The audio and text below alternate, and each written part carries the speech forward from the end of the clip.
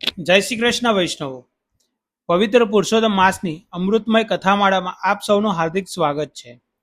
વૈષ્ણવો, પુરુષોત્તમ માસ એ એવો પવિત્ર મહિનો છે જેમાં કરવામાં આવેલી ભક્તિ, જપ, તપ, દાન અને વ્રતનું અનેક ગણું ફળ મળે છે.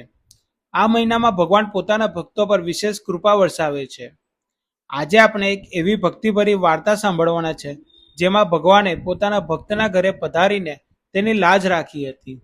તો વૈષ્ણવો, કથા શરૂ કરતા પહેલા જો હજુ સુધી ચેનલને સબસ્ક્રાઇબ ના કરી હોય તો હમણાં જ સબસ્ક્રાઇબ કરી દેજો અને વિડીયોને લાઈક અને શેર પણ જરૂર કરજો.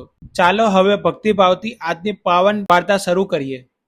એક ગામમાં એક ભોળી અને ગરીબ ભરવાડન રહેતી હતી. તે ખૂબ સીધી, નિર્દોષ અને ભગવાનમાં અખૂટ શ્રદ્ધા રાખનારી હતી. પુરુષોત્તમ માસ આવ્યો એટલે ગામના બધા લોકો વહેલી સવારે નદીમાં સ્નાન કરવા જતા, કથા સાંભળતા, દાન પુણ્ય કરતા અને ભજન કીર્તનમાં સમય પસાર કરતા. ભરવાડન પણ રોજ વહેલી સવારે ઉઠતી, નદીમાં સ્નાન કરતી અને ભગવાન પુરુષોત્તમનું સ્મરણ કરતી. તે ભલે ગરીબ હતી પણ ભગવાન પ્રત્યેની તેની ભક્તિ ખૂબ જ ઊંડી હતી. આ રીતે આખો મહિનો ભક્તિ અને નિયમપૂર્વક પસાર થયો. હવે પુરુષોત્તમ માસ પૂર્ણ થવાનો હતો. ભરવાડને વિચાર્યું કે મારે પણ વ્રતનું ઉજવણું કરવું જોઈએ.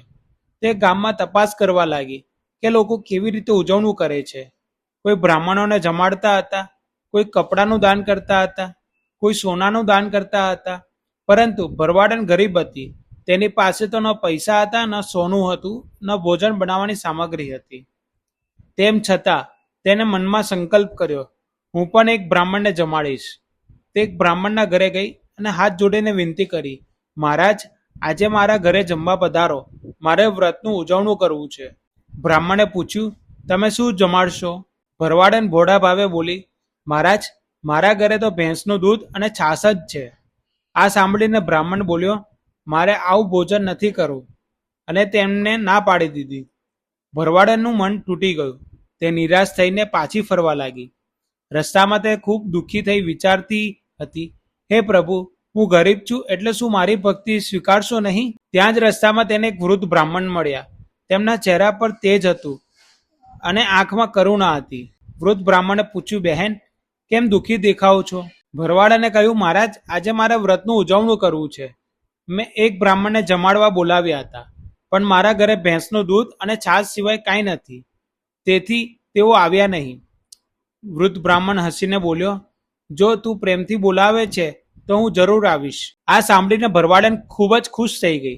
તે તરત જ તેમને પોતાના ઘરે લઈ ગઈ. ઘરે પહોંચીને તેને પ્રેમ અને ભક્તિથી દૂધ અને છાશ પીરસ્યા. વૃદ્ધ બ્રાહ્મણે ખૂબ આનંદથી ભોજન સ્વીકાર્યું. ભોજન પૂર્ણ થયા પછી ભરવાડનના મનમાં વિચાર આવ્યો કે હું મહારાજને કંઈ દક્ષિણા આપું, પણ તેના ઘરે એક કોડી પણ ન હતી. તે શરમાઈ ગઈ. વૃદ્ધ બ્રાહ્મણે તેની સ્થિતિ સમજી લીધી. તેઓ બોલ્યા, બહેન, તારો પ્રેમ અને ભક્તિ જ મારી માટે સૌથી મોટી દક્ષિણા છે. થોડી વાર પછી વૃદ્ધ બ્રાહ્મણ બહાર નીકળ્યા અને ભરવાડનને સાથે આવવા કહ્યું. તેઓ થોડુંક આગળ ગયા અને ત્યાં રસ્તામાં એક આંબાનું ઝાડ આવ્યું. વૃદ્ધ બ્રાહ્મણ ઝાડ પર ચડ્યા અને કેરીઓ તોડવા લાગ્યા. અચાનક તેમનો પગ લપસ્યો અને આંબાની ડાળીઓ હલવા લાગી. ઝાડમાંથી પાકેલી કેરીઓ વરસવા લાગી. ભરવાડન ઝડપથી પોતાની ઘાસડી પથારીને કેરીઓ ભેગી કરવા લાગી. ત્યારે વૃદ્ધ બ્રાહ્મણ બોલ્યા, બહેન, આ કેરીઓ તારા ઘરે લઈ જજે, તારી ભક્તિનું આ ફળ છે. એટલું કહીને અચાનક વૃદ્ધ બ્રાહ્મણ અંત ધ્યાન થઈ ગયા. ભરવાડન આશ્ચર્યમાં પડી ગઈ. તેને આંખોમાં આંસુ આવી ગયા. તેને સમજાઈ ગયું કે આ કોઈ સામાન્ય બ્રાહ્મણ ન હતા, આ તો સ્વયં પુરુષોત્તમ ભગવાન હતા. તે ભગવાનને યાદ કરીને રડવા લાગી, હે પ્રભુ, હું તમને ઓળખી ના શકી. ત્યારે આકાશવાણી થઈ, હે ભક્ત, હું ભક્તિના ભાવનો ભૂખ્યો છું. જે મને સાચા હૃદયથી ભજે છે ત્યાં હું જરૂર પધારું છું. આ સાંભળીને ભરવાડનનું હૃદય આનંદથી ભરાઈ ગયું. તે દિવસથી ગામના બધા લોકો તેની ભક્તિની પ્રશંસા કરવા લાગ્યા. આ રીતે ભગવાને પોતાની ભક્તિની લાજ રાખી અને બતાવ્યું કે ભગવાનને ધન દોલત નથી જોઈતા. ભગવાનને તો માત્ર પ્રેમ અને સાચી ભક્તિ જોઈએ છે. બોલો પુરુષોત્તમ ભગવાનની જય.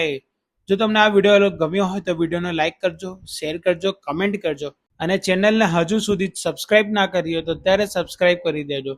જય શ્રી કૃષ્ણ વૈષ્ણવો.